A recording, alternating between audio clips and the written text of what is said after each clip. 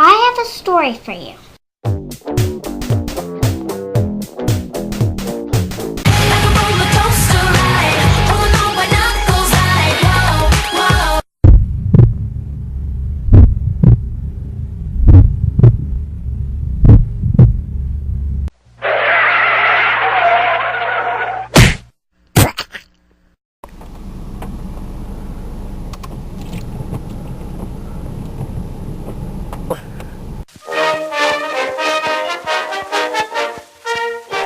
I would like to present House Resolution 57.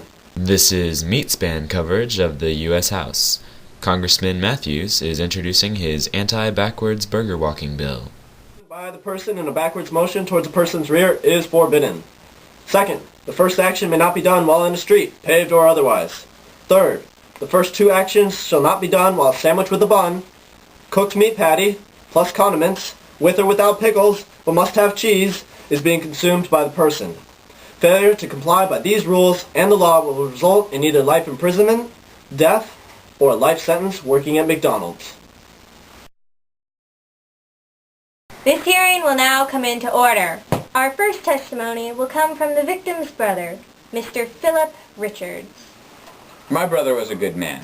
He didn't deserve what happened to him. The government has been aware of the dangers of this perilous action for several years now, at the least. And yet they have done nothing to stop this horrible predicament that has taken our great country by storm. You drive down the street nowadays, and you see all of the youth, in an attempt to fit in with their peers, in the abstract notion of cool, going backwards with their lunch, regardless of the apparent dangers. Here we are in the House Subcommittee hearings on H.R. 57.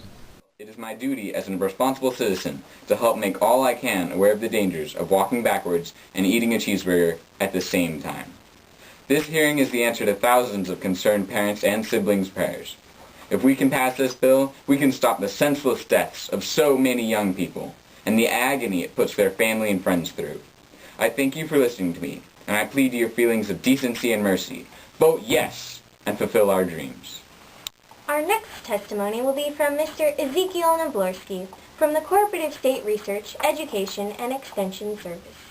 I would like to agree that this is a most timely meeting. Government agencies are frequent advisors in the hearing process. This is continuing meat span coverage. 2007 was a record year for hamburger-related food safety recalls. Some may say, hamburgers, cheeseburgers, what's the connection?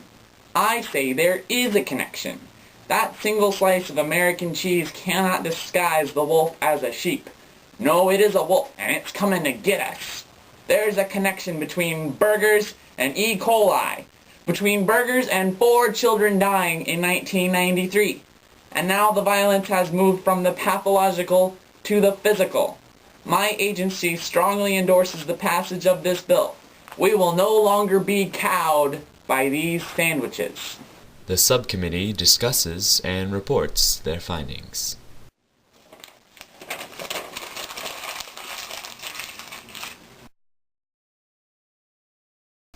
Meat span coverage of H.R. 57, now in its committee markup session. I have a few additions I would like to make to this bill. First of all, what if you are eating your hamburger backwards while riding a bicycle? Should that count? Or a tricycle? Or a unicycle? Has the committee given any thought to the calamitous effects this bill will have on beef consumption?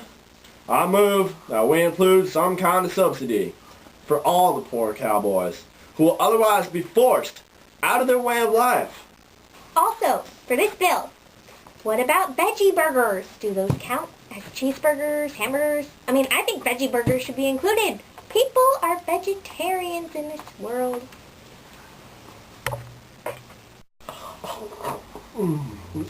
Hey, where's the beef?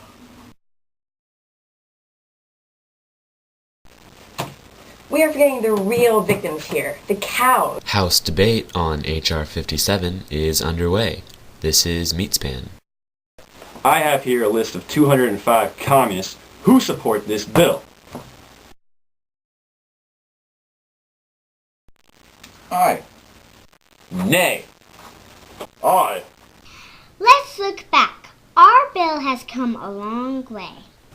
From the mind of a congressman, through hearings, committees, and debates.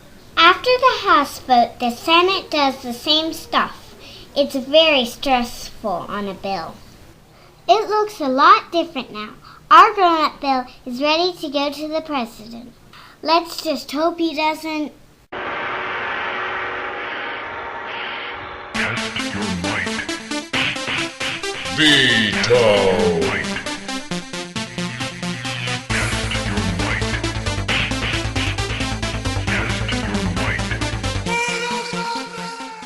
Rats! Now the whole thing starts all over.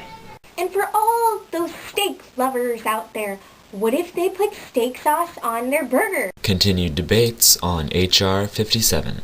The bill needs the support of 2/3 of both houses to override the president's veto. This hamburglarizing must stop! Finally, if Congress votes to override the veto, our little bill becomes a law. Ta-da! Was that a hot dog?